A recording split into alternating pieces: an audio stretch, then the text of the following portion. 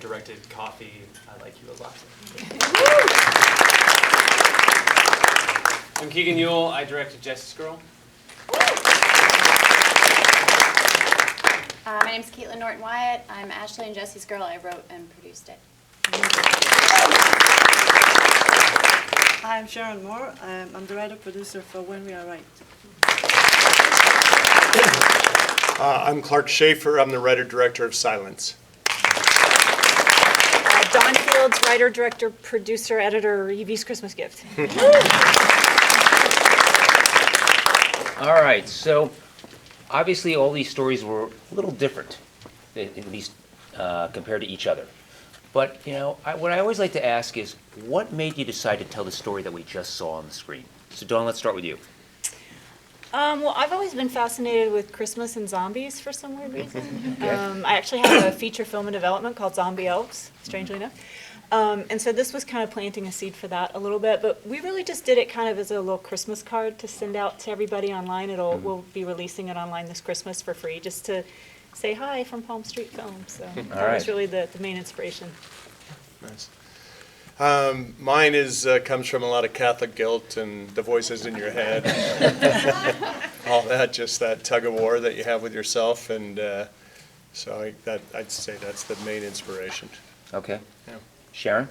Yeah, I'm not Spielberg, so I couldn't tell a Holocaust survivor story, but I just wanted to say, hey, this is our last chance to hear from a first-hand a story of a Holocaust survivor, and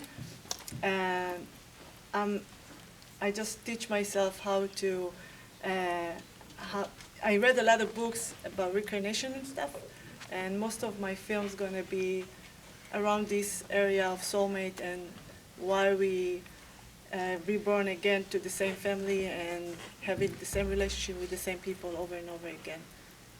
Great.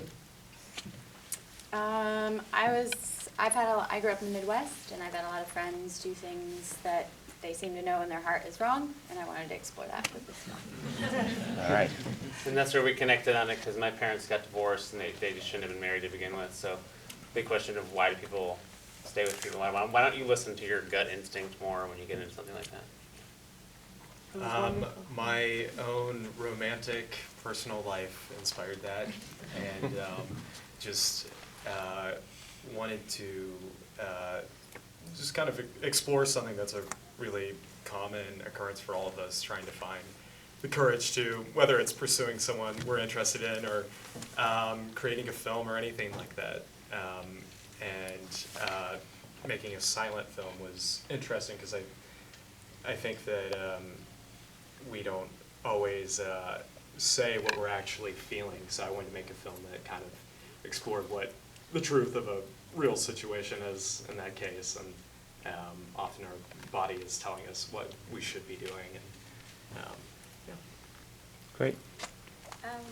I chose the topic that I did because I just really love a family drama, and I think that's when I thought about what I wanted to do for my first project, it was just where my heart went automatically, was to write something about the complications of relationships with the people you're closest to. They are the least easy and often the most interesting. So that's just where my mind went. Excellent. So another question I like to ask is about is the casting process. So sometimes you're writing film, with somebody specifically in mind. Sometimes that person comes literally the day of the production, which we've had a couple of stories like that during this festival. But Toby, why don't we start with you? Talk a little bit about how you cast your film. Okay, so my lead character was Wings Hauser, and that was going to be my hardest to cast, I think. It was one of those things where I did have someone in mind, and I kind of was very coyly pursuing them. I was working with him at the time, and I thought this would be great, and he just was not interested at all. I could not. So on the day that I was sort of giving up on him, we had another actor come to set, and it just sort of, as soon as I saw him, I thought, wow, this would be a much more interesting way to go. So that's how Wings Hauser came to be. And then I was living next door to the man who was my DP, Billy Baird, and Billy Baird's granddaughter, who's up in the audience, Emmy Snow, was interested in getting into acting, and she could play the guitar, and so that sort of fit with Wings, and Wings was a musician, and so that's how that happened. And then I was just fortunate enough to have a good friend whose husband was looking to dip his toe in the water, and who played our bartender, so Great. that's how I got there. I went to acting school with a few of the castmates. Joya right here in the front row. And one of my best friends played the guy who snatches the saucer and goes back out of the scene. Sheldon Peregrino right there. Had no acting experience at all. Just I asked him, hey, I think you could nail this role just with your epic personality, and would you do it? And he was so down for it. And then a few of the other actors were just people I'd also gone to acting school with, and people I actually played Ultimate Frisbee with here in LA that are also actors. So. All right. I'll let Caitlin talk a little bit about the process of casting, but I did want to point out that Marissa, who plays Jesse's sister, is right there in the audience. And we met and wrote it with Caitlin in mind to play the role, so that was an easy one. So. Yeah, we went out to a couple different places to find our actors. Had friends in mind for stuff, and then we auditioned everybody because we wanted we wanted them to earn the role, like, for themselves. I'm an actor, obviously, and I like earning the role instead of just being handed it. And through that, we found Rochelle, who plays the mom, and she crushed. And then we couldn't find the character of Jesse, and I went on 4 first dates with dudes to see if we And I'm married for 9 years, so I ran that by my husband first. But it was great because we actually have like real authentic chemistry. So, yeah. I just want to say that I think my movie was after yours. Yeah. And it was bad because my DCP, it was a technical problem in my movie. I didn't know that. I just saw it for the first time. I shot it red, so somebody else would faint or have a nervous breakdown, because I worked 4 years for this film and it was shaky, as you saw. The DCP didn't work, but I didn't know that because the lab is supposed to know that. Anyways, after you, it was like full HD, beautifully, and suddenly it's like it's like shaking movie, and I'm like sweating all over, and it's chilly. Anyways, the lead role in my film, it's Ed Asner, and he's the best. He has a career of 60 years like behind him, and he's well known. This was after the movie Up, so I said he probably not even pick up the phone, or his agent never gonna want to talk to me because who I am.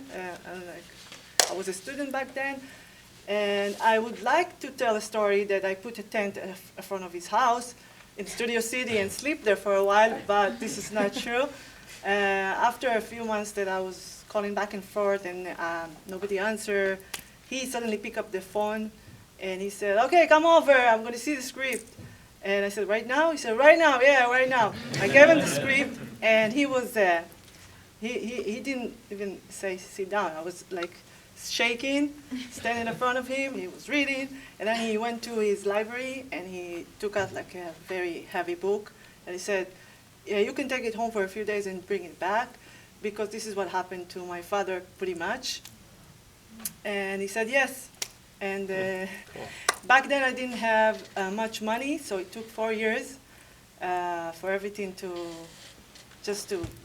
be together. And if somebody see that I'm talking to my brother in one scene, I was like 4 years older than the rest of the film. I saw it, maybe you didn't, but Ed Asner is a legend. And he's still alive. Everybody's asking me, still alive? Yeah, still alive, and he's kicking. I wrote the lead role for one person specifically. He was in my first short film, and he's an amazing actor, Kevin Ostenstad. And then I went to a couple festivals, and I found 3 other actors I really liked, so I auditioned all 3 of them. And then Jacob was the last person, and each person was actually a little bit better. And and I ended up casting Jacob, and then Julia, who played the neighbor, I found her also at a festival, and the last patient was also was one of the I auditioned him for the lead as well, and then the doctor I found on what is it called? Now Casting, I think. Yeah, I just auditioned, or I got a lot of people to try to audition 2 or 3, but yeah, so that's how I did. Mostly Great. festivals. Yeah, we answer. did, at the time, it was Breakdown Express, I think. Maybe Now Casting now, I think there was a changeover or whatever. But we just did a traditional call for actors, and it was kind of weird because there was another young actress that we really had our heart set on. We did several rounds of auditions, and we were like, yep, she's the one, we're going to use her. And then Miss Amelia walked in the door and kind of screwed that all up. So I kind of feel bad for that other actress. But yeah, so Amelia walked in, and she actually did the little zombie crawling away from her and scream the zombie on the floor, and it's like she was just so magnetic and so intelligent and just such a bright spirit that we had to go with her. Awesome. Yeah. All right, let's open it up to the audience. Do you anybody have any questions for any of our filmmakers up here? And don't be shy. Shy. Somebody must have at least one question. Right there. For Sharon, how long did it take you to get everything done? To wrap it up. Yeah. It's like the time frame was 4 years, but actually I was working on the film maybe altogether 100 days, something like that. You did amazing. Thank you. All right. Anybody else? All right. Well, before we go, how about one more round of applause for these wonderful filmmakers?